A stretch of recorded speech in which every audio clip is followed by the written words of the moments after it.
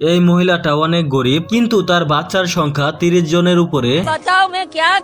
তাই সে অনেক গরিব হওয়ার কারণে তার বাচ্চাদেরকে কাঠের ব্যারেল পরিয়ে রাখে। কিন্তু তখনই বাড়ির মালিক এসে বাড়ি ছেড়ে দেওয়ার জন্য নোটিশ লাগিয়ে দেয়। এরপর টাকা ধার দেওয়া শিয়াল এসে টাকা চাইতে শুরু করে দেয়।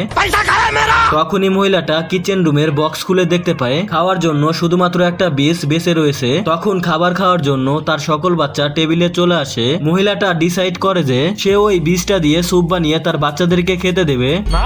তখন তার একটা বাচ্চা সেখানে চলে আসে। তারপর তার মাকে বলে, আমি স্বপ্নে দেখতে পাই আমি একটা বোতল খুঁজে পেয়েছি, আর সেই বোতলের ভেতর থেকে একটা জিন বের হয়ে আমাকে বলে তোমাদের ঘরে যে বীজটা রয়েছে সেই বীজটা মাটিতে লাগিয়ে দিলে অনেক দ্রুত বড় হয়ে যাবে আর তোমরা অনেক ধনী হয়ে যাবে। তারপর তার মা তাকে বীজটা দিয়ে দিলে সে ঘরের বাইরে এসে বীজটা মাটিতে লাগিয়ে দেয়। এরপর পানি ঢাললে সাথে সাথে গাছটা বড় হতে শুরু করে দেয়। পরের পর্ব দেখতে লাইক করে তোমার ফোনে কত % চার্জ আছে কমেন্ট করে জানাও।